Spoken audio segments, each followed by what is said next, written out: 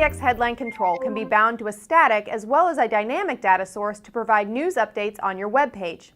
In this video, you'll learn how to bind a headline control to an XML data source and use a repeater component to display multiple headlines on a page. So let's get started. I'll start with a new ASP.NET application. From the toolbox, I'll drag and drop a new ASPX headline control onto the page. Underneath the headline control, I'll place a standard ASP.NET repeater component. I select the control and set its Enable View State property to false. This causes the control to not save its state for round trips, leading to the control being recreated after each postback. Now let's switch to the ASP.NET source view. Here I need to move the headline control inside the repeater. To do this, I create a new item template.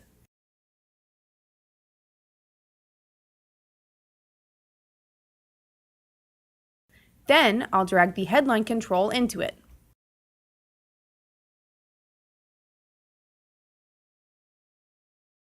I switch back to Design View. From the Solution Explorer, I double-click to open the sample XML file I've created earlier.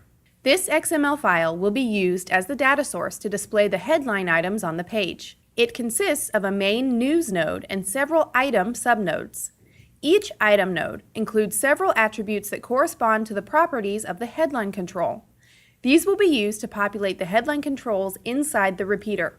I switch to the ASP.NET page and expand the Properties panel to set the data source for the repeater control. I select New Data Source to invoke the Data Source Configuration Wizard.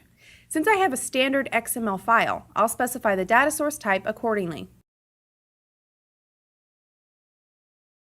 On the following screen, I click Browse to select the XML file that'll be used as the data source. I select news.xml and click on OK. Finally, I type in an XPath expression to filter the data in the XML file and click OK to complete the data source configuration.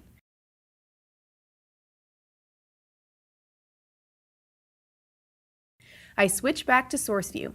Here, I'll add the following attributes to the ASPX headline control. These set a few additional properties of the control, as well as map the appropriate XML attributes to the respective headline control properties.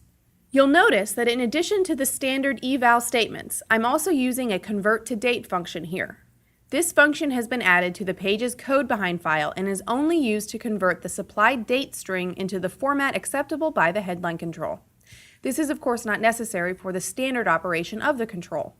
Back in Source View, I'll add an HTML break tag after the headline control to separate each headline and make it aesthetically pleasing.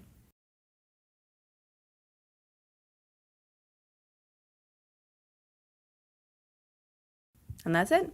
And run the application to see the results. You can see the headline controls are created and display the data supplied by the XML data source. By default, the title and tail text is linked to the full article. I click on the tail text of one of the headlines, and I'm taken to the full article specified by the URL for that item.